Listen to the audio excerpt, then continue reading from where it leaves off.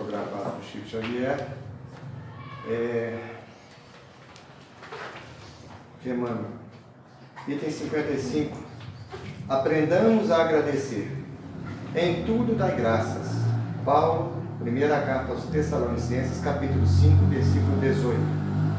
Saibamos agradecer as dádivas que Deus nos concede a cada dia. A largueza da vida, o ar abundante, a graça da locomoção, a faculdade do raciocínio, a fulguração da ideia, a alegria de ver, o prazer de ouvir, o tesouro da palavra, o privilégio do trabalho, o dom de aprender, a mesa que nos serve, o pão que nos alimenta, o pano que nos veste, as mãos desconhecidas que se entrelaçam no esforço de suprir-nos a refeição e o agasalho, os benfeitores anônimos que nos transmitem a riqueza do conhecimento, a conversação do amigo, o aconchego do lar, o doce dever da família, o contentamento de construir para o futuro, a renovação das próprias forças.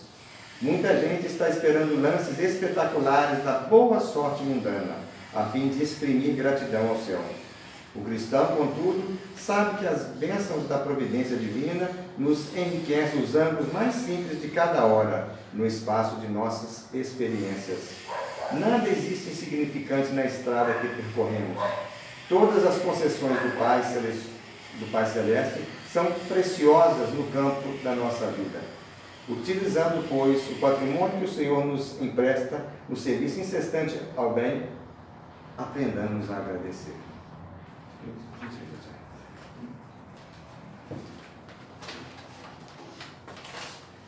Mais uma vez, boa noite a todos, né? Boa noite. Com alegria e gratidão que recebemos vocês aqui esta noite, tanto os encarnados como os desencarnados. Desejamos que vocês estejam à vontade e em paz. Vamos elevar o nosso pensamento a Deus Pai de amor e bondade, Jesus, nosso mestre, nosso amigo, a espiritualidade amiga, os mentores desta casa,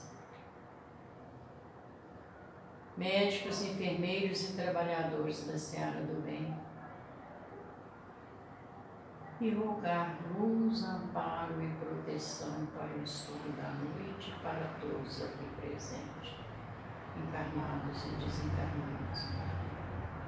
E pedir ao querido Mestre Jesus que passe seu manto de amor e luz, sabedoria sobre o nosso expositor, a fim de que o estudo da noite transcorra com perfeita paz e harmonia. Sendo assim, damos por iniciado o estudo da noite, dando muito graças a Deus. Hoje nós estamos recebendo, o Pedro Paulo de Leles, que é trabalhador da FEAC, Fundação Espírita Allan Kardec, que vai falar para nós o tema, o Bom Samaritano, do qual eu passo a palavra. Por favor, fique à vontade. Boa noite a todos. Boa noite. Vou ficar para cá por causa da câmera. É uma alegria muito grande nós estarmos juntos aqui nessa quinta-feira, primeiro dia do mês de novembro, para a gente aproveitar essa oportunidade, com essa chuvinha que lavou a atmosfera, e dedicarmos um pouquinho das nossas reflexões aos estudos do Cristo, às percepções das mensagens de Jesus, e aprofundarmos um pouco mais nessas lições que servem para nós como roteiros de caminho de vida para cada um de nós. E como a nossa querida amiga comentou aqui já quando iniciou o estudo, hoje nós vamos conversar sobre o Bom Samaritano. O Bom Samaritano é uma das passagens talvez mais conhecidas, uma das mais conhecidas daquelas que o Cristo apresenta para nós. Acredito que, se não todos, a grande maioria de nós aqui dentro já tenha ouvido dizer sobre o Bom Samaritano, ou pelo menos conheça um pouco da história. Mas o interessante de não só essa história, boa noite, não só essa história do Cristo, como qualquer das outras histórias contadas por Ele, é que a cada vez que a gente se depara com ela, que a gente visita e revisita a história, nós conseguimos extrair conhecimentos ainda mais valiosos, ainda mais prestigiosos para nós. Todas as histórias do Cristo, eu costumo dizer que são como uma cebola, que a gente vai escamando, tirando as cascas, as camadas, até encontrar um núcleo essencial. No atual momento da nossa experiência espiritual, dificilmente nós tenhamos encontrado o núcleo essencial de quaisquer das histórias contadas pelo Cristo. Mas o interessante é que a cada vez que a gente revisita a história, a gente consegue compreender algo um pouco mais profundo, uma outra perspectiva e extrair a essência e cada vez mais pérolas de luz para o nosso crescimento. E nós vamos fazer a mesma coisa hoje com o Bom Samaritano, que é uma história conhecida, mas que pode ser ainda mais bem aproveitada por nós. E para a gente começar, nada melhor do que relembrando essa história. E a partir disso a gente começa a nossa reflexão da noite. O que o Cristo dizia? Havia um homem que, sem ter planejado um roteiro de viagem, saiu da cidade de Jerusalém em destino à cidade de Jericó. Esse homem sai de Jerusalém, desce o caminho até chegar em Jericó.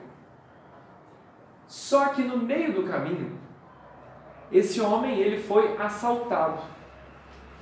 Ladrões o tomaram de assalto e não só roubaram tudo que ele tinha, como também bateram nele e deixaram ele machucado, jogado no chão. Os assaltantes pegaram o que puderam pegar e deram no pé. Foram embora. E enquanto aquele homem estava ali jogado no chão, machucado,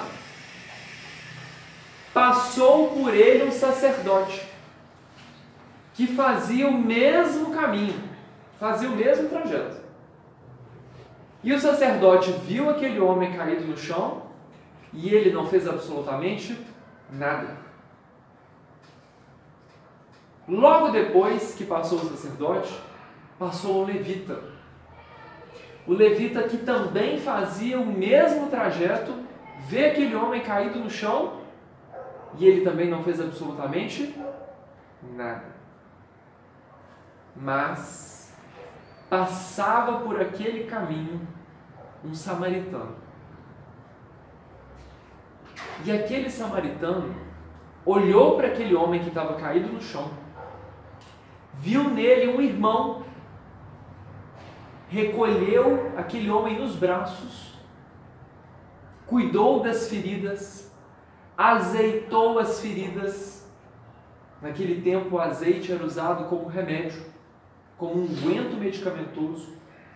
Passou azeite nas feridas, colocou aquele homem no cavalo, levou-o para uma hospedaria, um hotel, e deixou aquele homem aos cuidados do dono da hospedaria. E fez mais, pagou por todas as despesas que aquele homem viria a ter naquela hospedaria. Ainda disse para o dono da hospedaria: ó, eu estou de viagem, eu estou de passagem em viagem. Eu vou, fico alguns dias longe, mas eu volto. Se quando eu voltar, este homem tiver deixado alguma outra despesa que não seja contemplada por este montante de dinheiro que eu estou deixando para você, você anote e me avise, porque eu vou voltar e vou pagar. Essa é a história que o Cristo conta. É uma história simples, é uma história curta, mas é uma história que encerra um aprendizado moral muito grande. As parábolas do Cristo, e ele mesmo dizia que falava por parábolas justamente para que a sua compreensão se fizesse mais próxima da realidade de quem estivesse escutando. As parábolas do Cristo são histórias, são imagens montadas para transmissão de um valor moral, para transmissão de um conceito moral. Nessa parábola do bom samaritano, se eu perguntar para vocês aqui agora, se pudermos sintetizar o que diz a parábola do bom samaritano, o que fala ao nosso coração quando a gente escuta uma parábola como essa? Que valor moral, que ensinamento moral uma parábola como essa do bom samaritano ensina pra gente? Alguém arrisca colaborar? O que ensina o bom samaritano? A história dele. Caridade. Caridade? Onde que tem caridade na parábola do bom samaritano? O tratamento que ele deu para o homem sem conhecer, e ele ainda era um mal visto, né? E ele fez independente de qualquer interesse. Ele apanhou o doente, curou as feridas do doente, devia ter gasto até os seus recursos para a viagem, né? Curando ali, e entregou o hospedeiro para que cuidasse realmente. Então ele foi embora tranquilo porque ele cuidou, né? Eu acho que essa fez a parte dele. Uma caridade muito grande. Fez a parte dele, sem esperar nada em troca. Tem mais algum outro conceito moral que a gente pode tirar dessa parábola? Alguém pensou outra coisa? Amor ao próximo e desprendimento. Onde que tem desprendimento? Porque ele estava em um cavalo, estava a caminho de algum lugar, interrompeu o que ele estava fazendo, uma coisa que ele estava fazendo para ele, para poder atender a outra pessoa. O dinheiro que ele pagou, o óleo que ele usou, porque a gente sabe que naquela época as especiarias deveriam ter, né, um valor mais alto. Ele colocou o homem sobre o cavalo dele, andou a pé. O que mais? Mais alguém arrisca? Não, eu acho também que os que supostamente, né, seriam os que teriam o dever de ajudar, não ajudaram. Passou e... E o que o Cristo mostrou olhou, nesse né? momento? Então, quer dizer, mostrou que quem devia, que estuda, né, que devia usar, que devia ajudar, não ajudou. E justamente quem a gente não esperava que ajudasse, ajudou. Que foi o samaritano. Que era, igual a dona Rita falou, era uma pessoa, vamos dizer, deixada à margem da sociedade, por assim dizer, né, da época. Eu acho que título, rótulo, religião não significa muito, não desmerecendo, né? Mas não significa muito diante dos ensinamentos do Cristo. Porque os outros tinham título, tinha tudo, mas não tinha amor. Quando a gente vê uma história contada pelo Cristo, normalmente a nossa postura diante dela é ver a história como se fosse um filme acontecendo lá fora. Havia um homem que saía de uma cidade, ia para outra, foi assaltado no meio do caminho, alguns passaram, não ajudaram, outro passou, ajudou. Normalmente, essa é a nossa perspectiva quando temos acesso a uma história do Cristo. Só que como o Cristo conta essas histórias para o nosso crescimento, certamente ele nos traz cada um desses ensinamentos com um propósito muito maior. Nós temos que partir desse princípio quando nós falamos do Cristo. Então, essas histórias que o Cristo conta, é importante que a gente faça uma perspectiva oposta. Ao invés dela ser simplesmente uma história que está acontecendo lá fora, ela ser a nossa história. Nós fazermos parte desta história, assim como Cristo conta a história. Todas as parábolas do Cristo é preciso que a gente se integre na história. E nós vamos fazer esse exercício aqui hoje com a parábola do bom samaritano. E eu vou desenhar porque facilita para a gente poder entender. Já preparei o Denis ali, o cameraman, para a gente poder dar uma virada aqui na câmera. Quando a gente escuta a história, a gente vê que o Cristo conta que o homem saiu da cidade de Jerusalém. Deixa eu colocar um outro. Saiu da cidade de Jerusalém e caminhou para a cidade de Jericó. Eu vou tirar a cadeira daqui. Ela sai aqui? Sai. Vou deixar ela aqui. Caminhou para a cidade de Jericó.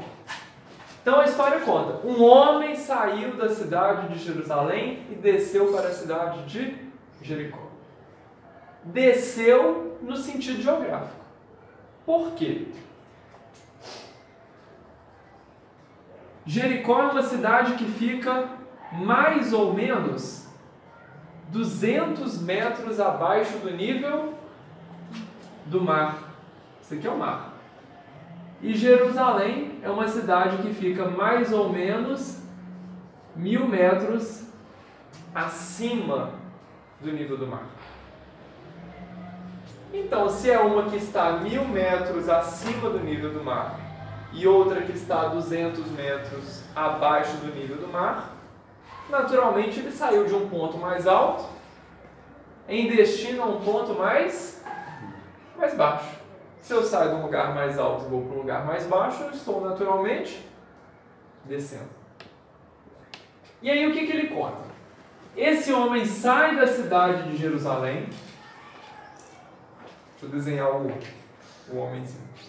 Ele sai da cidade de Jerusalém e caminha para a cidade de Jericó. Só que no meio do caminho, o que aconteceu? Ele foi assaltado. Ele foi assaltado. Ele foi tomado de assalto. Nisso passaram o sacerdote, passou o levita e passou... Deixa eu ver. Eu vou puxar esse um pouquinho. Não, Vou te ajudar. Tá bom. Tá bom, tem espaço. Passou o sacerdote, o levita e o samaritano. Esse é o quadro da história contada pelo Cristo para nós. Vamos nos colocar nessa história? Quem somos nós nessa história?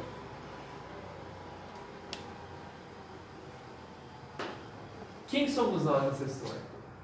Nós somos um homem. Tudo bem? Então, a partir deste momento, toda vez que eu disser algo em relação a este homem, estou dizendo sobre nós. Este é o quadro da nossa história. Para a gente entender melhor ainda, o que é Jerusalém? O que você sabe de Jerusalém? Alguém sabe aqui alguma coisa sobre Jerusalém?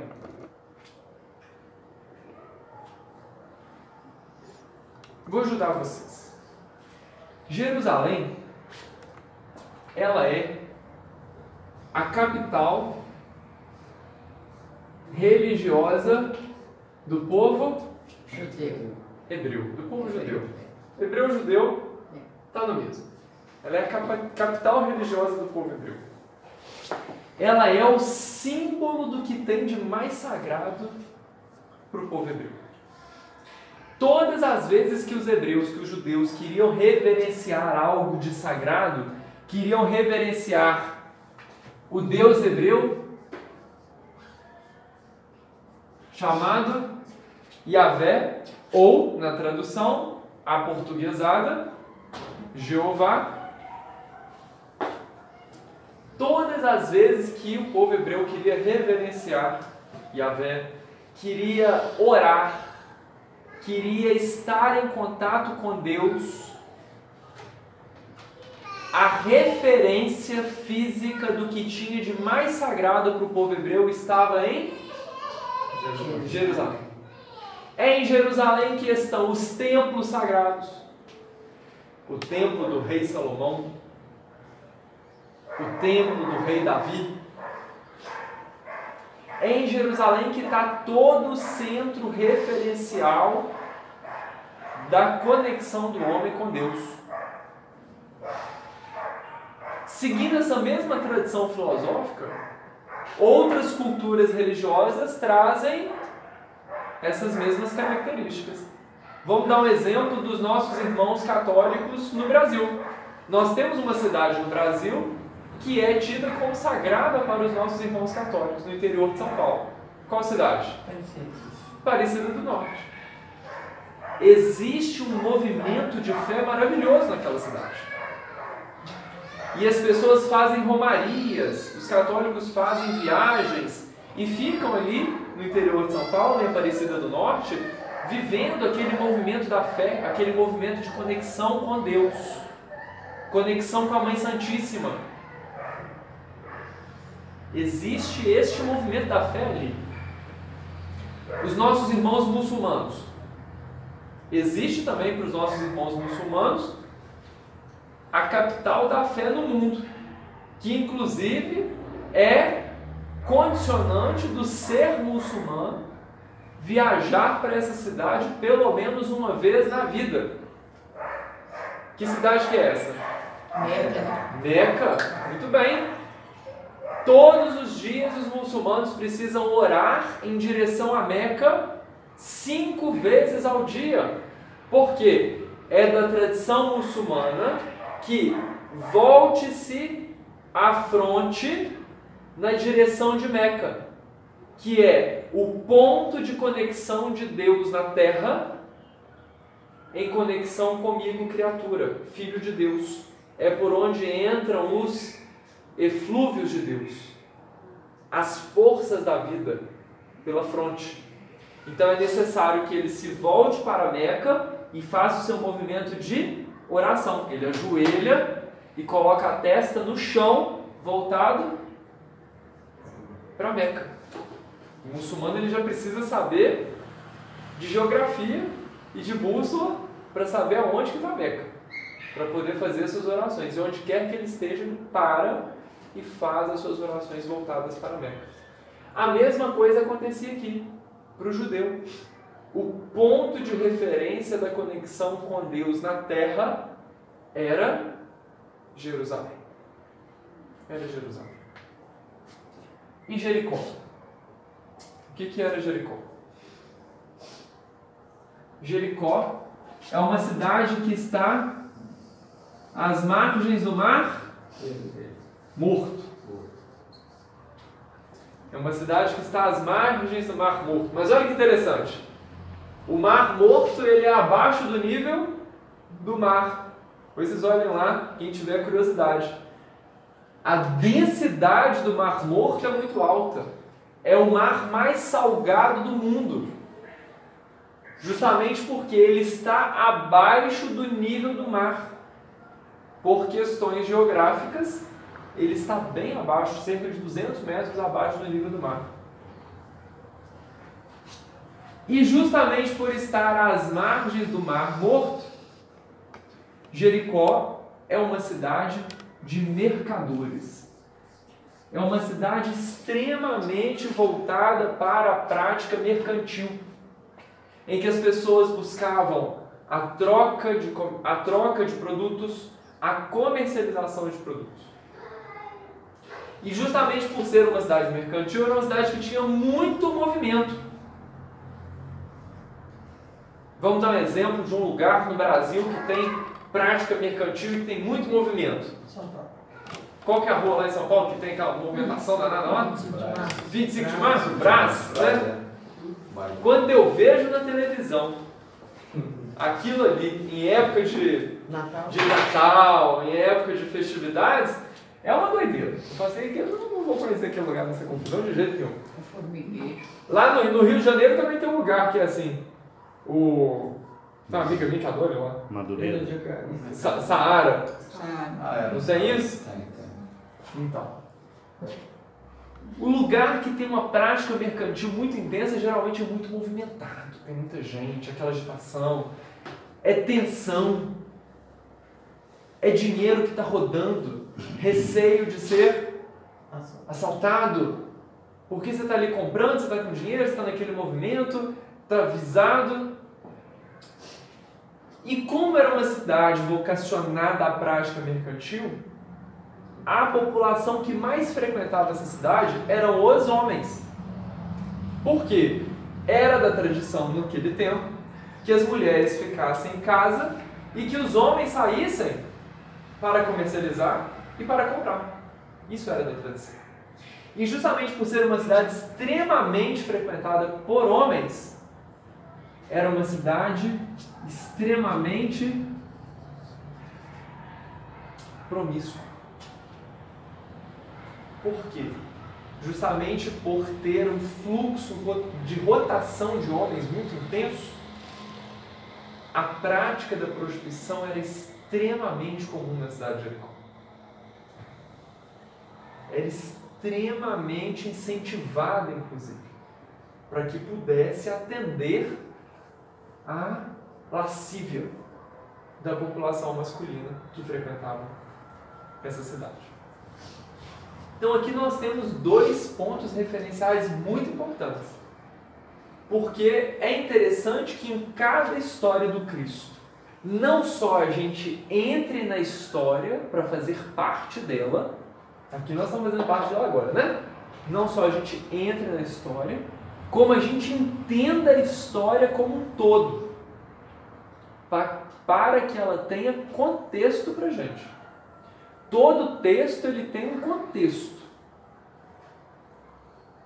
E o texto fora do contexto, ele é um pretexto. Você fazer qualquer coisa. E eu que sou advogado sei. Você pega um texto, você tira ele do contexto e deturpa ele todo. Agora em eleições nós tivemos uma quantidade de textos fora de contextos que foi uma coisa impressionante. Filmagens ficaram perigosas nos últimos tempos. Porque você filma um contexto, você tira um trecho, sai do contexto e pronto. Aí o negócio fica complicado. Esse é o contexto historiográfico da parábola do bom samaritano. E quando Cristo coloca este homem saindo de Jerusalém e indo para Jericó e sendo assaltado no meio do caminho, ele não só estava falando de geografia. Ele não só estava falando de geografia. Ele estava falando da nossa jornada vibracional. Como assim? Imagine nós saindo de Jerusalém. Fala para mim, em sendo Jerusalém, essa representação, como nós estamos em estado de espírito quando estamos em Jerusalém? Imagine você em uma cidade como Jerusalém. Imagine você em uma cidade como Aparecida do Norte. Imagine você dentro do Jerônimo Mendonça no dia mais agradável de todos. Como é o seu estado de espírito? O que a gente sente num ambiente como esse? O que a gente sente? Harmonizado, sereno, Harmonia, harmonia, serenidade, confiança. O que mais? Deixa eu puxar um pouco de cá. paz, Paz. O que mais? amparado, Amparo.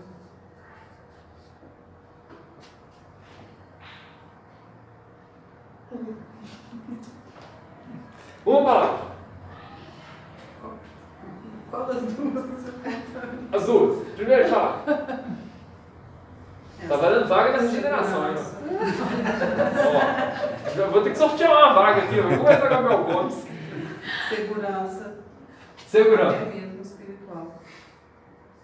Vou conversar com o Abel Gomes, pra ver se a gente consegue sortear umas vagas aqui na regeneração. Vamos ver se eu vou. Segurança. Tudo isso aqui, né? O estado emocional, Jerusalém, a gente sente seguro, a gente sente harmonioso, sereno, confiante, em paz, amparado. E muito mais, né? Tenho certeza que vocês pensaram outras coisas aí, mas entenderam.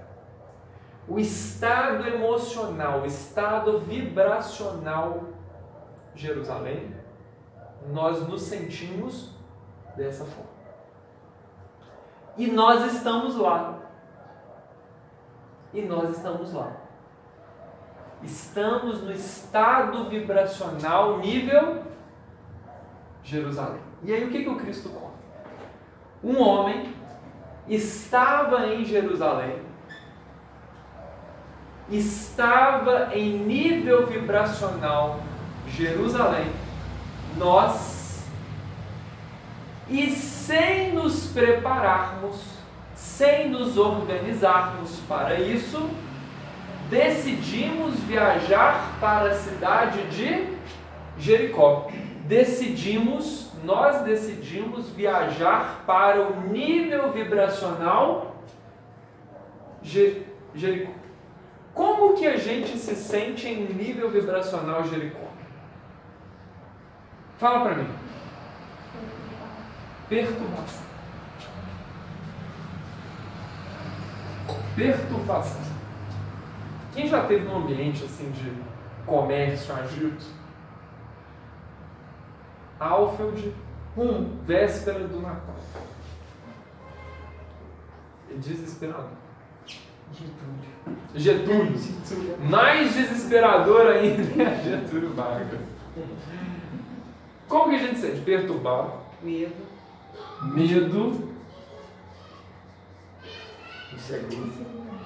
Insegurança. Acho que um estado de uma euforia vazia. Olha, gostei. Esse negócio aí é interessante. Euforia Vazia, né? filosófico, isso, né? Euforia vazia. É que você fica eufórico, mas é uma coisa que não é. Né? Coisa não, assim, né? Não é negativo. Não ajuda em nada. Você acha que vai te fazer bem, mas não te faz bem. Você fica agitado. Verdade. Aí você começa, vou arrumar.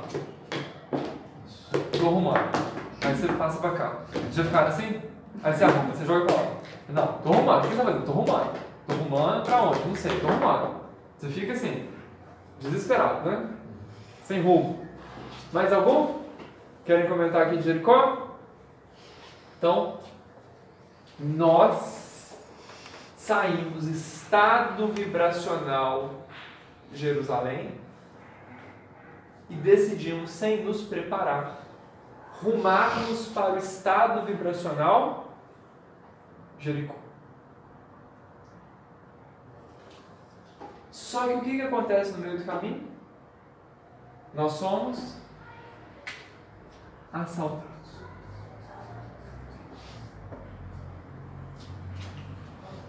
Quando nós estamos em estado vibracional Jerusalém, em que a gente está seguro, em que a gente está em paz, em que a gente está confiante, tranquilo, sereno, harmonioso. Tudo isso aqui.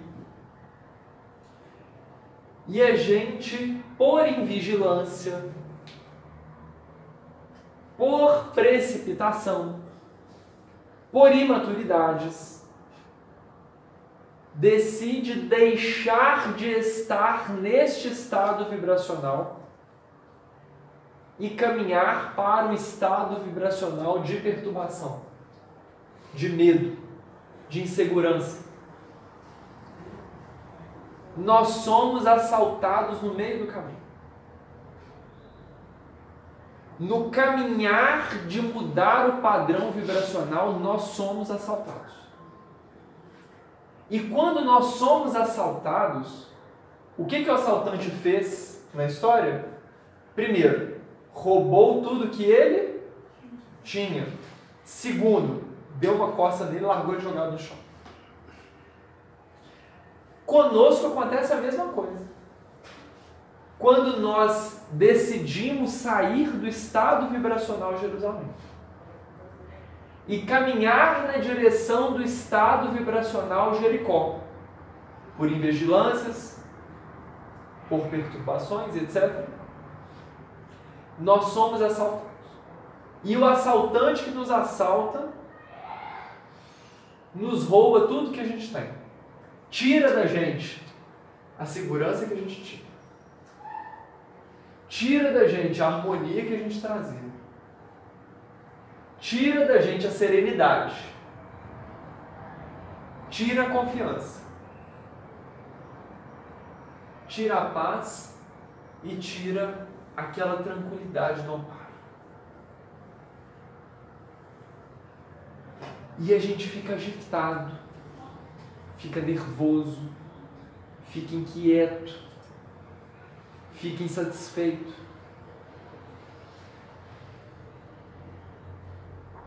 E inclusive nos dá uma coça. Vocês já viram quando a gente tem um rompante de nervosismo? Tem gente que as pernas tremem. Tem gente que fica suado. Tem gente que a cabeça explode de dor. Tem gente que palpita o coração. Já vi inclusive gente infartando de tão nervoso que ficou, o coração não deu conta. Infartou. Tem gente que ataca o estômago. O estômago arde, dói, somatiza no estômago. O mesmo movimento que acontece com este homem que foi assaltado também acontece conosco, em estado vibracional. Somos também assaltados, leva tudo que a gente tem e levamos uma coisa. E aí o que aconteceu? Quando nós fomos assaltados e fomos largados aqui no meio do caminho, passou por nós um sacerdote. O que é o sacerdote no contexto do Cristo? Alguém arrisca aí? Alguém sabe? O que é um sacerdote hoje? Aquele que deveria orientar? Religioso. Religioso, é o que deveria orientar. Me dá um exemplo de sacerdote.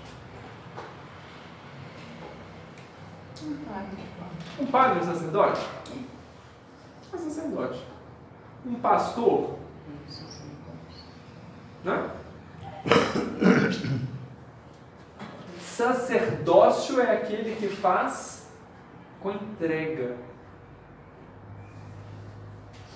É aquele que se entrega e integra a vocação daquilo que ele prega. Olha só que interessante.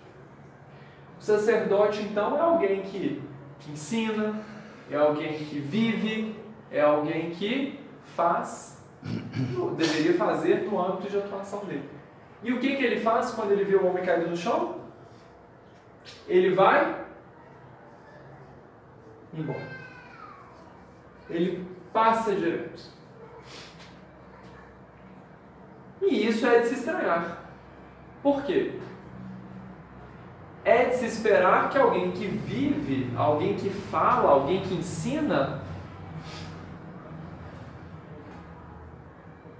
pudesse parar e aplicar naquele momento, vivenciar naquele momento, tudo aquilo que ele fala. E o levita? Quem que é o levita? Ninguém sabe o que é o levita? Levita é o substituto do sacerdote nos cultos religiosos. Então, se ele é substituto do sacerdote, espera-se que ele tivesse um comportamento tal qual o do sacerdote. Mas o levita também passa e vai embora. Não para ajudar o outro. Até que passa o samaritano. O samaritano é um homem de uma região chamada Samaria. Na Samaria moravam judeus que eram rejeitados pelos judeus de Jerusalém.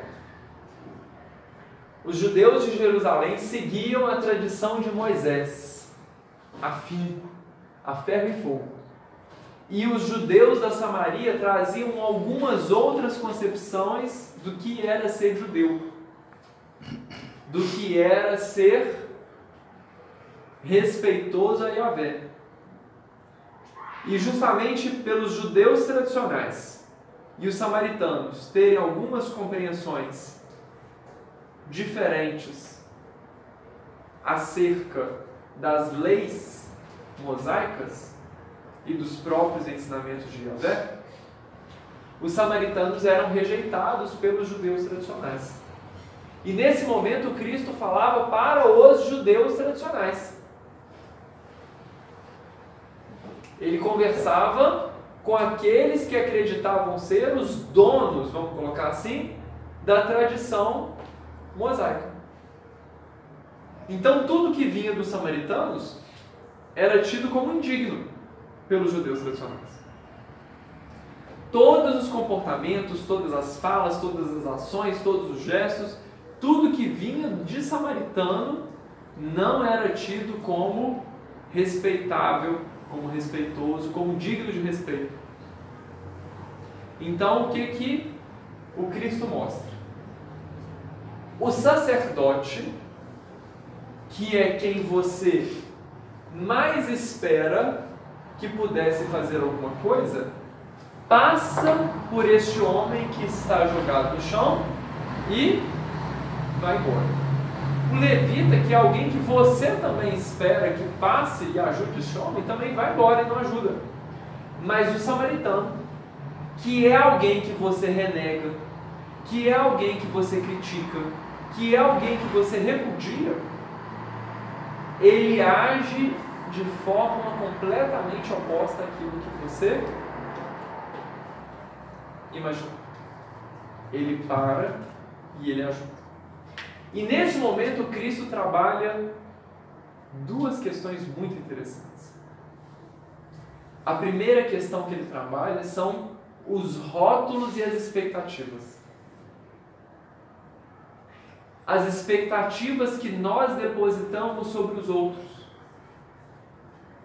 As expectativas e os rótulos que nós taxamos dos outros.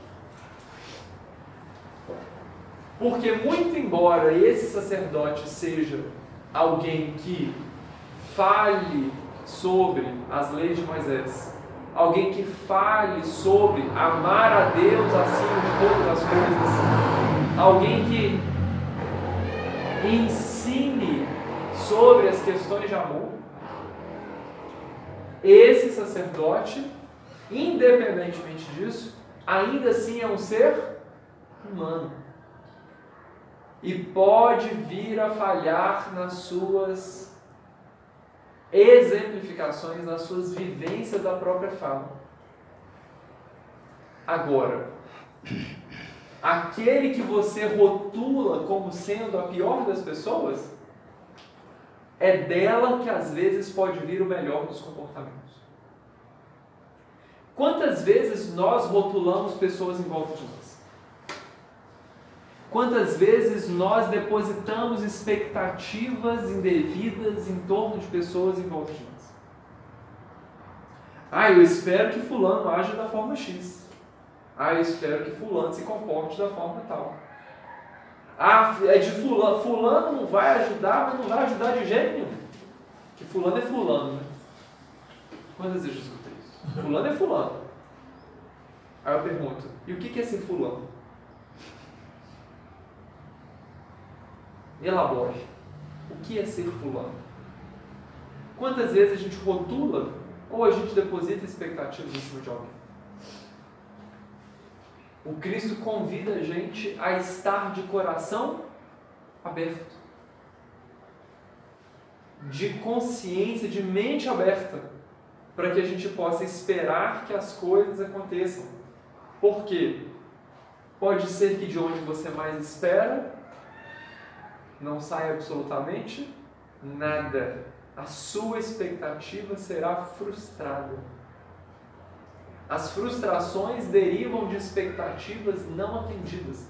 Eu espero que fulano faça assim. Aí fulano não faz. Por quê? Fulano é fulano. E aí você fica, não fez. Magoei. Ou então eu tenho certeza que fulano não vai fazer. E aí fulano faz.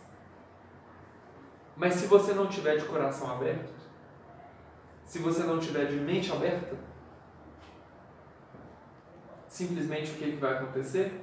Você joga no baú e ignora aquilo que aquela pessoa possa ter feito. Você já rotulou, você já depositou sobre ela o seu julgo, o seu juízo. E aí, o apóstolo Paulo, ele tem uma frase que muito vem ao encontro desse raciocínio. Vou colocar de vermelhinho então. Não julgueis, para não serdes. Quem já escutou essa? Já. Julgados. Não julgueis para não serdes julgados. Por quê? É da lei de Deus que com o mesmo peso que eu deposito o meu juízo sobre o outro, aquilo também vem sobre mim. No Espiritismo a gente coloca essa movimentação da lei de Deus com um nome um pouquinho mais fácil de se entender. Ação e reação, causa e efeito. Eu planto aquilo que necessariamente eu vou colher. Eu me torno responsável por aquilo que eu estou cativando. Se eu cativo julgamentos, naturalmente eu vou ser responsável por colher juízos compatíveis com o julgamento que eu depositei sobre o outro. Naturalmente, eu vou experienciar juízos dessa mesma natureza. E esse samaritano, que não só era alguém que ninguém esperava que fosse ajudar, ele pega esse homem, nos pega, jogados no meio do caminho, e nos leva para um lugar de repouso, para um lugar de acolhimento. E ele faz mais. Quita todos os débitos, paga por tudo, te dá todas as condições necessárias para que você se restabeleça, se recupere. E se a gente para pensar, todas as vezes que nós vibracionalmente nos distanciamos do estado vibracional de Jerusalém e rumamos para o estado vibracional de Jericó e somos assaltados no meio do caminho, todas as vezes tem quem passe por nós e simplesmente nos ignore. Mas tem quem passe por nós, mesmo que a gente não espere, e nos dê uma mão de apoio. Ainda que não seja alguém visto aos olhos nus.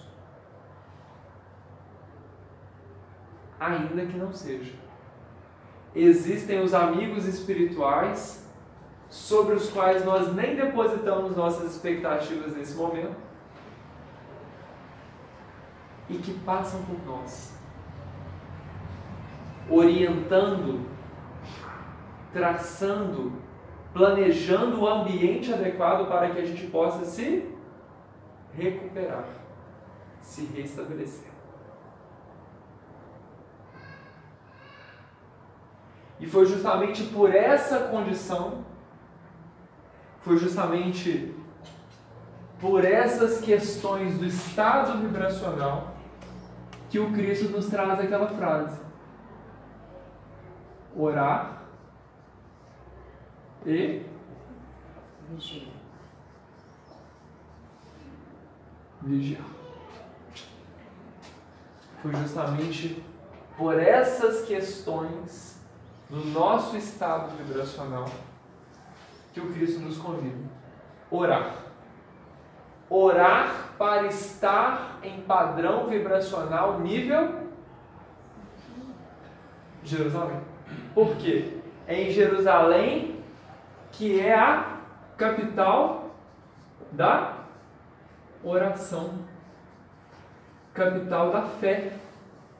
Estando em estado vibracional de oração, estaremos em estado vibracional Jerusalém.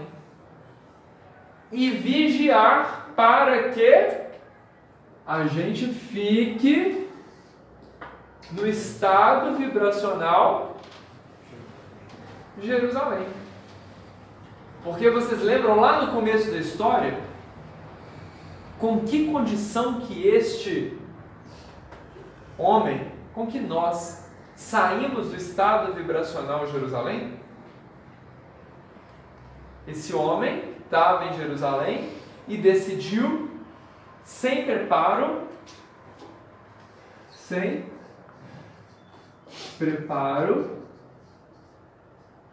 sair do estado vibracional Jerusalém e ir para o estado vibracional Jericó. É possível sair de Jerusalém sem correr o risco de ser assaltado no meio do caminho? É possível. Desde que ele saia de Jerusalém, mas que Jerusalém não saia dele. Vamos dar um exemplo? Quem já leu o livro de Manuel Filomeno de Miranda, que conta as histórias do espírito Bezerra de Menezes saindo das colônias espirituais e indo às regiões de sofrimento para prestar auxílio e socorro aos espíritos necessitados. Livros de André Luiz, que narram as visitas dos amigos espirituais às regiões de sofrimento. O livros da Ivone do Amaral Pereira, que contam os resgates dos amigos espirituais saindo das colônias espirituais em direção às regiões mais delicadas do mundo espiritual. Algumas das regiões, inclusive, que a própria Ivone e os amigos espirituais que estavam narrando a história não podiam chegar.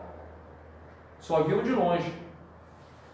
Por quê? Não tinham preparo suficiente para entrar em regiões tão delicadas sem correr o risco de entrar em...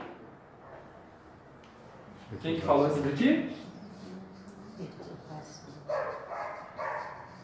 Só é possível sair de Jerusalém em direção a regiões como Jericó, desde que ele possa fazer o caminho dele com tranquilidade, protegido vibracionalmente pela sua vigilância em estado Jerusalém.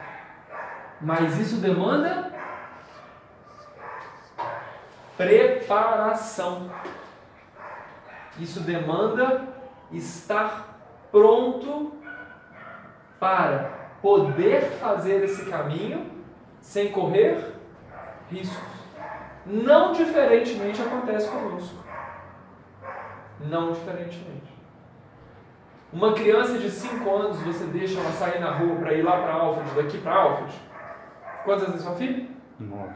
Você larga a sua filha que vai lá. Vai lá no calçadão da rua Alfred, dá um passeio e volta. Você vai fazer isso? O que ela não tem ainda? Preparo. Mas quando ela tiver 20 anos, Aí sim. pode até ser que dá uma preocupaçãozinha. Mas ela já vai ter preparo. Ela já vai ter outras ferramentas, outros exercícios para poder observar o seu entorno e identificar quais são os riscos, quais são os perigos, do que eu tenho que me esquivar, do que eu posso me aproximar, qual o caminho que eu tenho que seguir, qual o roteiro que eu tenho que traçar, o que eu preciso fazer, o que eu não posso fazer, como eu posso me portar, como eu não posso me portar. A gente vai ter outro tipo de preparo. Por enquanto falta ainda maturidade.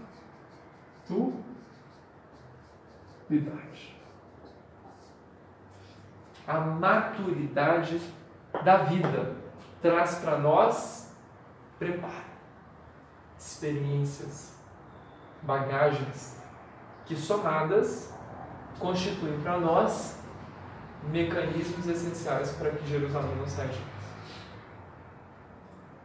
Mas, como nós somos muito teimosos, muito resistentes em muitos momentos, é preciso que várias vezes ainda a gente saia do estado vibracional Jerusalém, seja assaltado para poder, meu Deus, não gostei, e volta.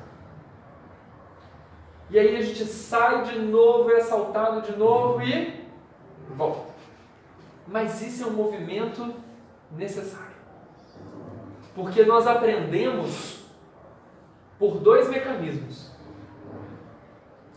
Ou por repetição, ou por forte impacto emocional.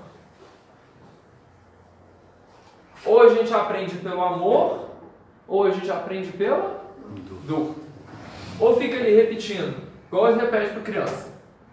Escova o dente. Escova o dente. Escova o dente. Escova o dente. Até que chega uma hora que você cansa. Ou você escova o dente, ou você vai acordar com a barata dentro da sua boca de madrugada. Aí você causa aquele impacto emocional na criança. Não é assim? Eu sou dessas. Você é dessas? Está entendendo o que eu estou falando, né? Ou você repete, e a gente aprende, ou a gente aprende por forte impacto emocional. E aí tem fortes impactos emocionais em diversas situações da nossa vida. Para tudo. Né? Ou repetições. Né? Você fica ali, 2 mais 2, 4. Põe 2 pauzinhos, com 2 pauzinhos, soma 1, 2, 3, 4. Vai ali. Ou então não, tem gente que precisa de tomar uma nota ruim na prova para poder entender como é que funciona. Tudo na nossa vida é dessa forma. Ou por repetição, que é o exercício do amor, ou por forte impacto emocional, que às vezes é pela dor, outras vezes até não é, mas normalmente a gente aprende por esse forte impacto emocional por via da dor. Então, quando Cristo conta a parábola do bom samaritano, ele está falando de caridade? Está. Ele está falando de entrega? Está. Ele está falando de desprendimento?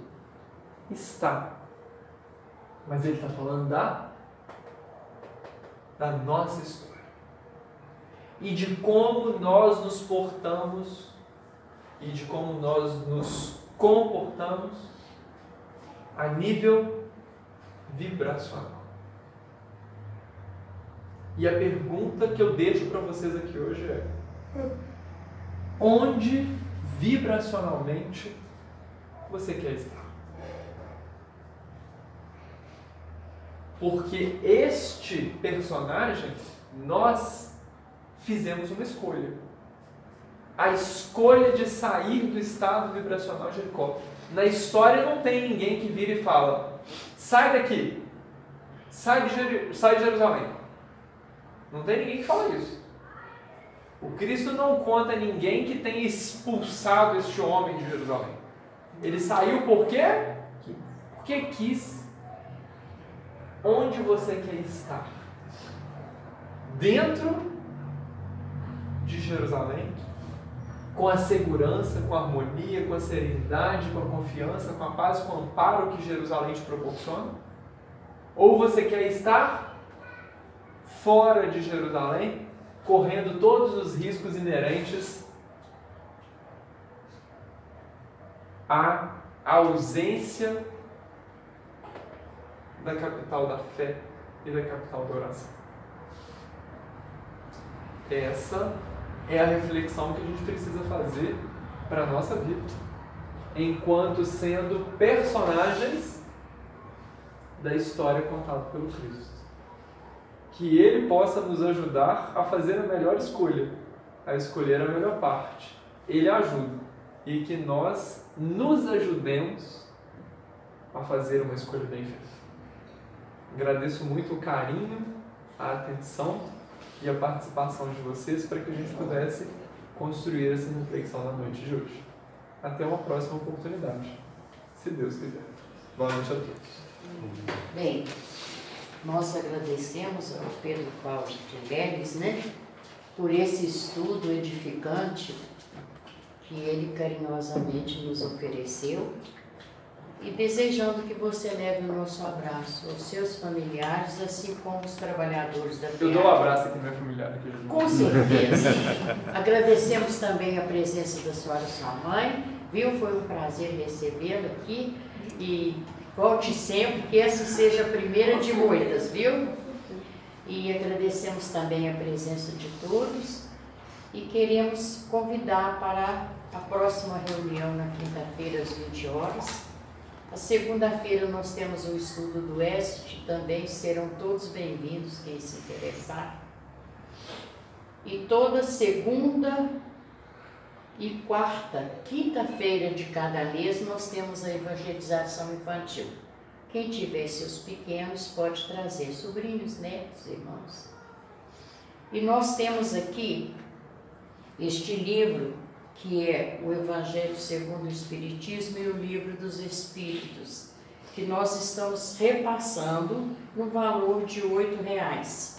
Não é venda, nós estamos repassando que conseguimos uma compra por um preço módico e estamos repassando. Temos alguns exemplares, quem se interessar pode procurar com eles, com o Marco, comigo, com o Nivaldo, está aqui ao alcance de todos. Sendo assim, nós vamos fazer a nossa prece final, fluidoterapia.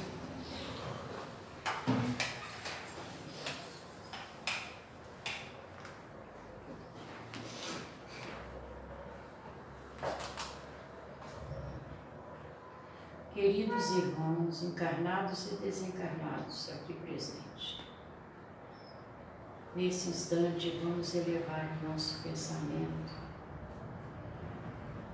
a Deus Pai de misericórdia, Jesus, nosso querido Mestre, nosso amigo, a espiritualidade amiga, os mentores desta casa, e agradecer pela oportunidade que tivemos nesta noite de aprender um pouco mais dos ensinamentos do Evangelho de Jesus.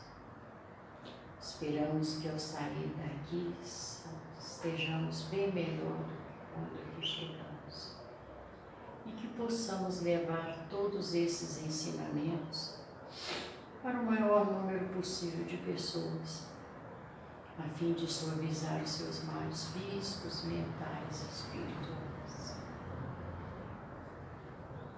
Pedimos também, querido Mestre Jesus, que derrame sobre as nossas cabeças vibrações de paz, de harmonia, saúde, força, coragem, que estas vibrações percorram todo o nosso organismo, abrangendo todas as nossas células, vitalizando-as, harmonizando-as, fortalecendo. E que estas vibrações de paz e de luz higienize nossa mente, eliminando todos os lixos mentais que viemos carregando, mas que não precisamos mais carregar.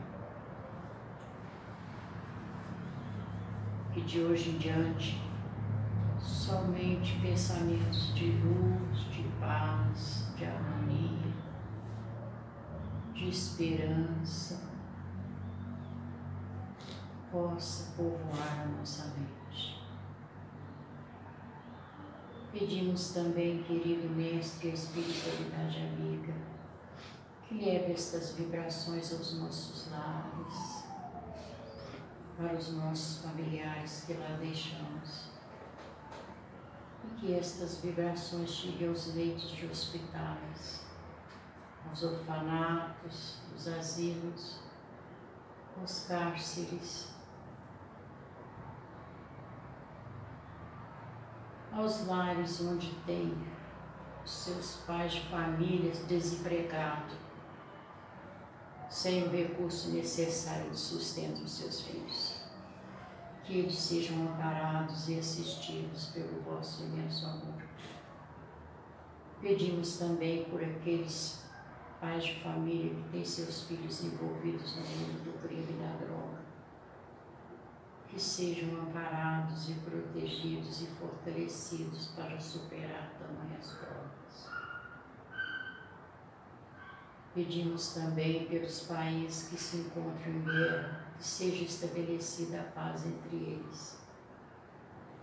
Pedimos luz, sabedoria, paz, amor e caridade para o nosso presidente e os nossos governantes, a fim de que possam amparar e proteger o povo brasileiro. Por último, nós pedimos, querido Mestre Jesus e espiritualidade amiga, que fluidifique e emante esta água, para que todos que dela se servirem recebam o alívio dos seus males físicos, mentais e espirituais. Pedimos ainda mais, querido Mestre, por todos aqueles que têm seus nomes escritos no livro de oração, que todos sejam amparados, recebam o alívio também de seus males físicos, mentais e espirituais. Sendo assim, nós agradecemos a Deus Pai de misericórdia, a espiritualidade amiga e o querido Mestre Jesus, e rogamos, querido Mestre, que permaneça conosco hoje, agora e sempre. Que seja feita a vontade de Deus, que assim seja.